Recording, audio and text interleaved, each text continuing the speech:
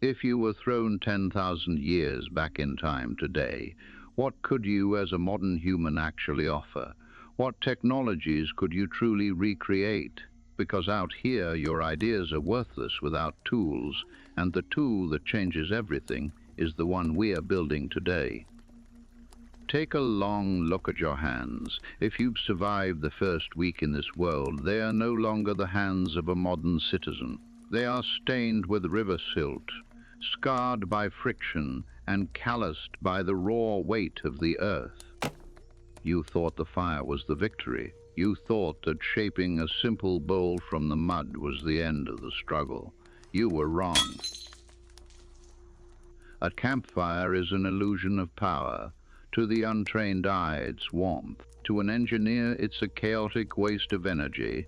You spend hours, precious, calorie-burning hours, gathering wood, only to produce a heat that betrays you. One stray gust of wind, one cold draught, and the work of 10 hours shatters into worthless shards.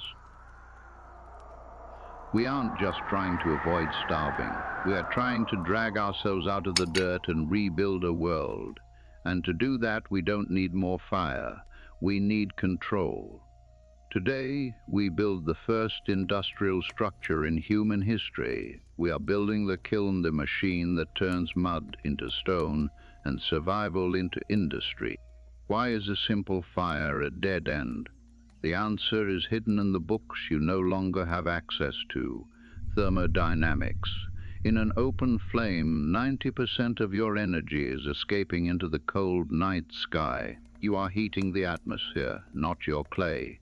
To achieve true vitrification, to turn clay into a permanent glass-like state, we need to cross a threshold. We need 600 degrees Celsius just to drive out the chemically bound water. And then we need 1,000 degrees to fuse the silica and clay into a single, indestructible body. Imagine you are a stranded time traveler. You have no thermometer, but you have the most powerful tool ever created, the human mind. We need a thermal trap, an energy prison. We need to build a structure that forces every single joule of heat to work for us instead of vanishing into the trees. Think about the science of the mud. Clay isn't just dirt. It's a complex mineral, a hydrated aluminum silicate. Trapped between its molecular layers is chemical water that's been there for millions of years. If we heat it too fast, that water turns to steam inside the walls and detonates your pot like a grenade. This is why the first 3 hours are the most boring part of engineering, water smoking. We keep the fire low, barely a whisper, just to coax that ancient moisture out. We are negotiating with the molecules of the earth now. Every degree is a walk on a razor's edge between masonry and trash. If we don't build this kiln, we remain scavengers, dependent on the sun and blind luck. The kiln is our gateway to the Bronze Age. Without it, there is no metal. There is no steam, there is no future, only you, the forest, and the crushing weight of your own limitations. Construction begins not with stones, but with a recipe. Pure clay is weak. It shrinks as it dries and screams under heat. We need temper. We need sand, crushed old pottery, or dry straw. This is our prehistoric concretile refractory material. Feel that texture. It needs to be dense, like bread dough, but strong enough to hold its own weight. We start with the foundation of thick, circular hearth, designed to support the massive burden of the walls. Then we rise. We don't use finished bricks. We coil and slab the clay in real time, layer by layer. Every inch must be allowed to stiffen before the next is added. If you rush, the entire structure will collapse under its own gravity. But how do we keep the fire alive without choking it? We need a hearth, a raised grate. I'm building it from thick clay bars, pre-fired and hardened. The charcoal sits on top, while the ash falls below, keeping the airway clear. This is the heartbeat of the kiln. We also use double walling, an outer skin of mud, to trap a layer of air. In a world without modern insulation, air is your only shield. This simple gap is what allows us to push the temperature beyond the limits of a campfire. We are creating a pocket of the universe where the laws of nature work differently, focused entirely on our goal. The secret is the updraft. We are engineering a chimney effect. Air must enter through the intake at the bottom, feed the glowing charcoal with oxygen, and roar upward through our pottery before escaping the top. Oxygen is the blood of the fire. Containment is the body. Fuel is the soul. Notice how the shape changes. We taper the dome inward as we go. This concentrates the heat. We leave small spy holes, our first sensors. If you look inside and see a dull cherry red, you hit 600 degrees. Bright orange is 800. When the interior glows a blinding, incandescent white, that is the moment we have won.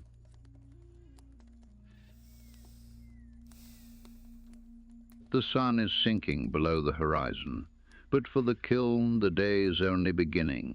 This is a marathon. You cannot simply walk away and sleep. If the fire dies now, the moisture trapped within the kiln walls will cool too rapidly, and the entire structure will turn into a pile of rubble. You are now a slave to this machine for the next 12 hours. You feed it the charcoal we spent days preparing. You listen. Silence is good. A sharp, loud crack is a disaster.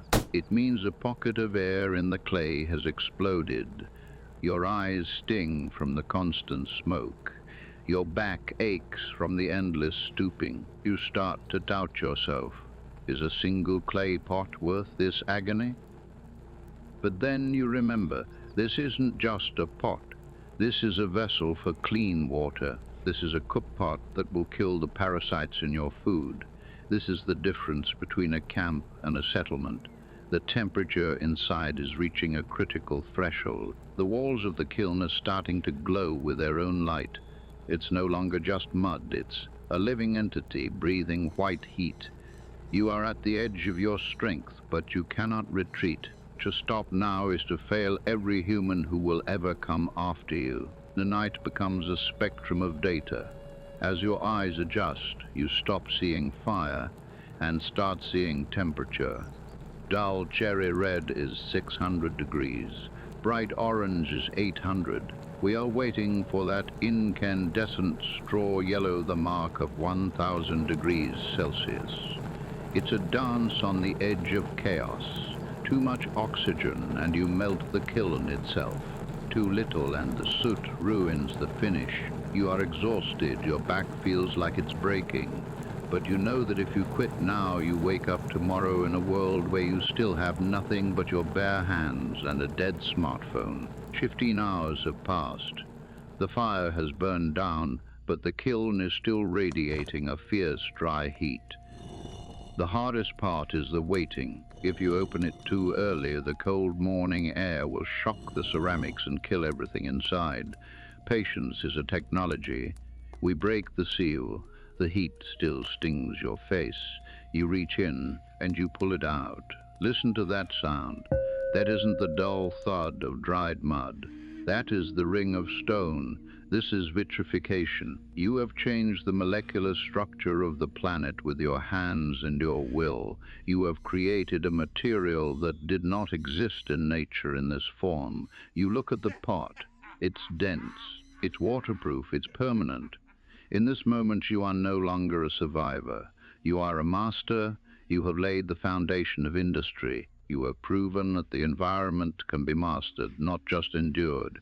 We now have stable heat. We now have the tool to conquer the next level, the melting of stone itself. Look at this piece. It's no longer mud. It's a new state of matter, a synthetic stone created by your will. By reaching these temperatures, you've unlocked the ability to create containers that can survive fire, store acids, and preserve seeds for a decade. This isn't just a pot, it's a milestone. You've just proven that with logic and patience, a modern mind can bridge a 10,000-year gap in a single night. This is where the camp ends and the factory begins. Remember this lesson. Civilization is built on three pillars. First, material. Clay plus sand plus straw. The right ratio is the life of your structure. Second, flow. Draft is more important than fuel volume. Oxygen is the catalyst. Third, patience. Slow heating, a long soak at peak temperature, and a slow cooling process. These field notes are your weapons against chaos. Use them. The next time you see mud under your feet, don't see filth. See the walls of your future forge. This kiln changed everything. It proved we can master the elements. But do you smell that? It isn't just wood smoke anymore. It's the scent of opportunity. In my hand is a strange stone. It's heavier than the others. It has a greenish tint. This kiln, this very structure, is capable of melting it. Are you ready to see stone become liquid and then become the first true weapon of mankind? The next step is copper, but first we're going to need a lot more charcoal. I'll see you at the forge.